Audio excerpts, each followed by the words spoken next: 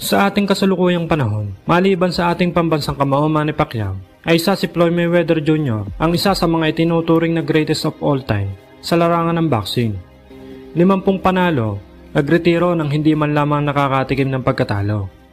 May malahalimaw na skill pagdating sa depensa.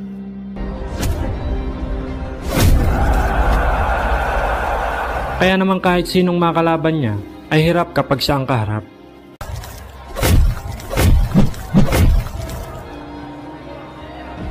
Subalit alam niyo po ba na mayroong isang boxer noon ang dumayo sa bansa natin na sinasabing mas higit na magaling at mas mahusay pa raw sa galawan ni Floyd Mayweather Jr.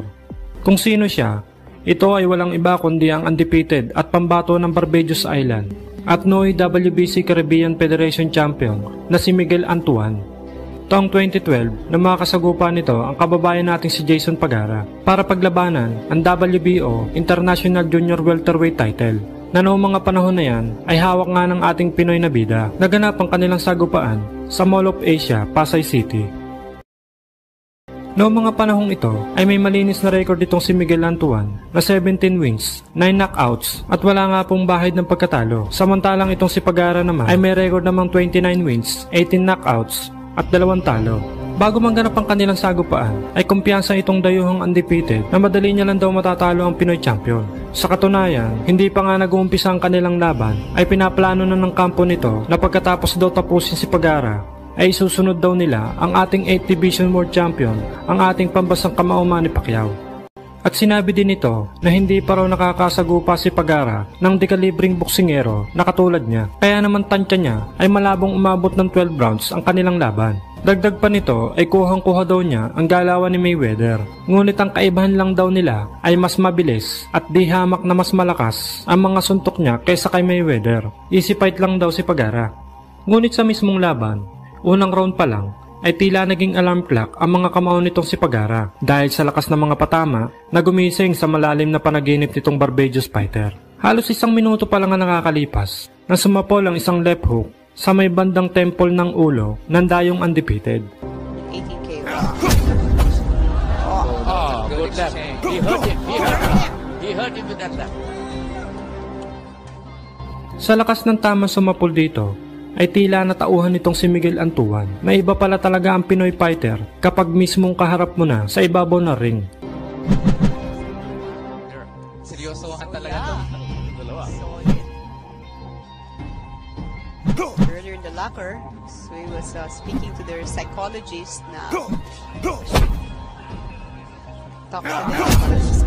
Does a good straight for Antuan. Barbados and they play cricket, but he looks like a fairly decent boxer. He is a very decent boxer. Makikita mo marunong sa mag-counter eh. Oh. Yeah, look at that They're muscle. very evenly, no?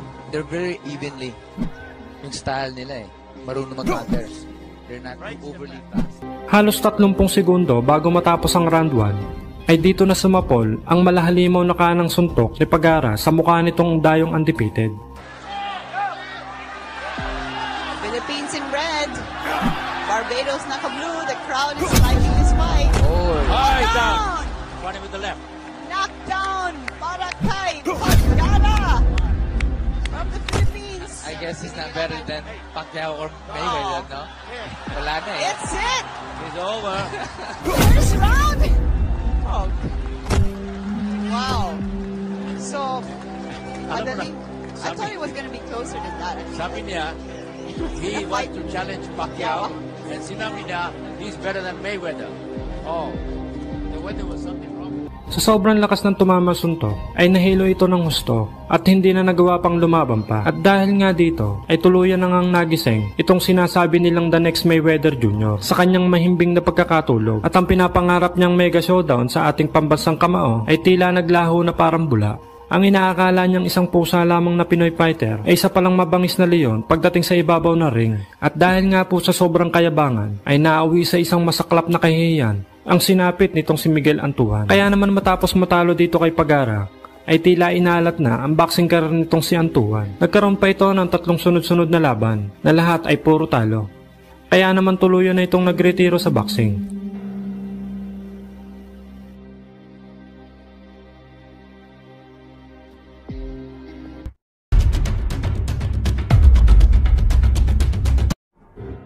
isa sa mga ipinagmamalaki noon ng American rapper, actor at boxing promoter na si Curtis James Jackson III o mas kilala bilang 50 Cents ay ang 18-0 undefeated prospect nito sa junior lightweight division na si Mark Too Sharp Davis, isang Amerikano. Isa nga pong malakas na boksingero, kilalang kilabot at isa sa mga kinatatakutan noon sa super featherweight division. Sa katunayan, ayon mismo sa isang kilalang website na theboxingboys.com, itong si Davis daw ay isa sa mga one of the most avoided fighter noon sa kanyang division. At ang isang araw po sa mga nasindak dito noon ay ang pound for pound undefeated welterweight champion na si Terence Crawford. Sapagkat ayon mismo sa inilabas na artikulo ng nasabing website, ay hinamon pala ni Davis itong si Crawford noong nasa lightweight division pa lamang ito. Ngunit hindi nga raw ito pumalag sa hamon at umiwas na lamang. Maliban sa 18-0 unbeaten record nito ay may makulay at malawak na karanasan din ito pagdating sa amateur boxing. Nagkaroon ito ng 200 amateur bouts. Lumahok ito sa Olympic trials para sa 2004 Pro Olympic. Nagkamit ng gold medal sa 2005 US National Boxing Championship at isa pang ginto noong 2006 sa US Boxing Championship. Kaya naman kung experience at skills ang pag-uusapan, ay talaga namang masasabi nating hindi basta-bastang fighter itong si Davis. Literal na kilabot, dahilan para iwasan talaga siyang labanan noon sa kanyang division. Ngunit alam niyo po bang may isang Pinoy noon ang hindi nagpasindak at walang takot na pumalag dito sa kinatatakotang kilabot ng super featherweight division? Ito nga po ay walang iba kundi ang pride ng Gubat Sorsogon na si Michael Parenas, na noong mga panahon na yan ay may kartadang 37 wins, 29 knockouts, 4 na talo at 4 na tabla. Bago ang kanilang sagupaan noong July 2014 para sa IBF Super Featherweight Title Eliminator ay nag-uumapaw ang kumpiyansa ng tinaguriang Too Sharp na si Mark Davis na piece of cake lang daw itong si Parenas. Sinabihan pa nitong matanda, mabagal at wala daw itong footwork o sa madaling salita ay isang flat-footed. Ngunit sa mismong laban ay tila kinarma ng maaga itong si Davis sa ginawa nitong pangmamaliit sa kababayan nating Pinoy na bida. Unang round pa lang ay basag na agad ang kanang kilay nitong si Davis matapos makailang ulit tamaan ng kaliwang suntok ng Pinoy. Right with that left hand, and there it goes. He'll bang all night long. Again, Davis going to be tested tonight.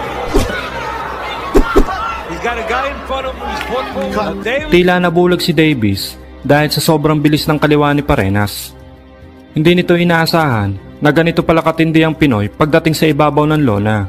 Ang tinatawag niyang slow at flat-footed noon ay isa palang mabilis at malakas na halimaw pagdating sa ibabaw ng ring. Right, where he was moving right into that left hand.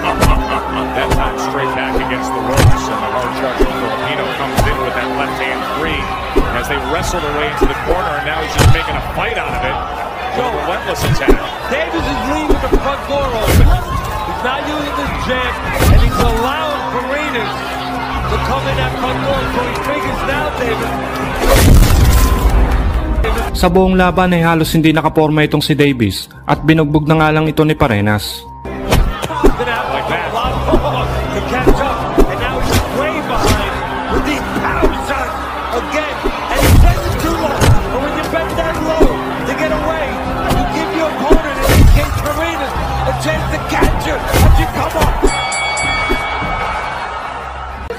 At pagsapit nga po ng round 8 ay dito na tuluyang winasak ni Parenas ang undefeated prospect ni 50 Cents nang sumapol ang isang solid na left hook sa mukha nito.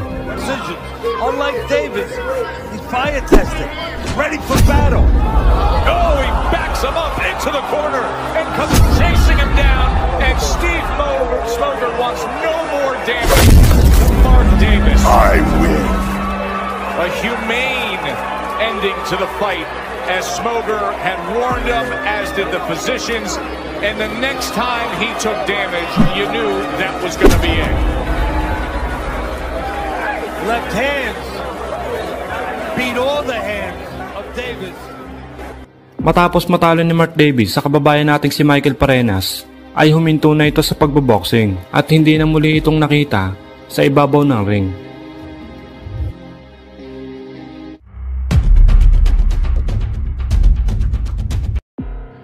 Christian Gonzalez, ang isa sa mga ipinagmamalaking prospect noon ng Golden Boy Promotion. umugong ang pangalan nito noon dahil sa kanyang sunod-sunod na impresibong knockout win.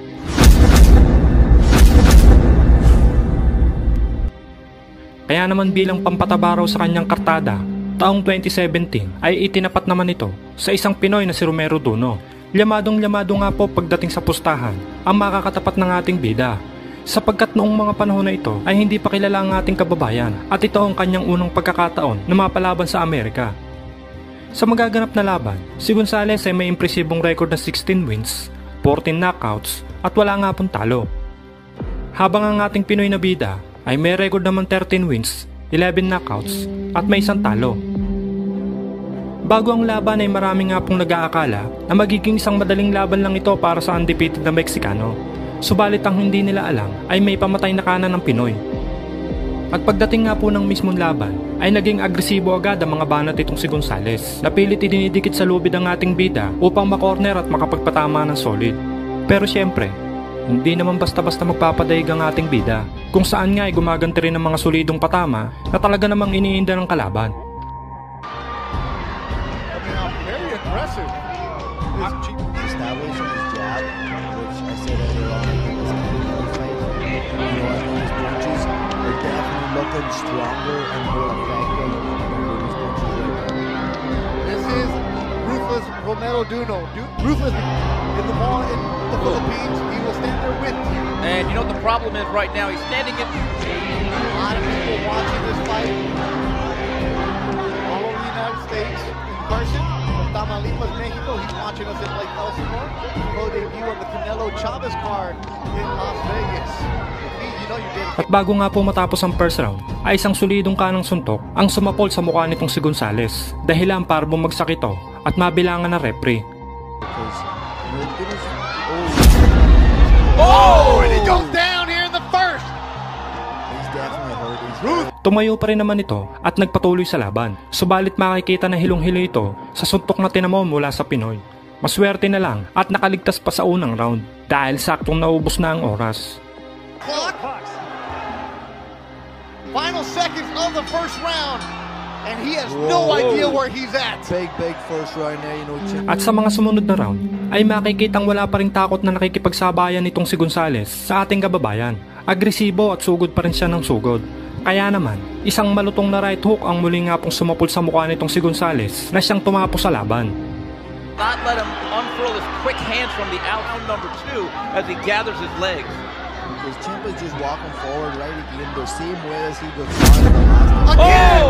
Gets caught for the second time. An overhand right by Duno right on the chin. Drops Ciampa Gonzales. His eyes are glazed. I don't know if they're going to let him keep going. And it is over! At dahil sa minahina niya ang Pinoy, stretcher ang inabot nitong si Gonzales. You know, Ryan Scalia tweeted at us here, said that was a different Duno than the one that fought Alexiev in Russia.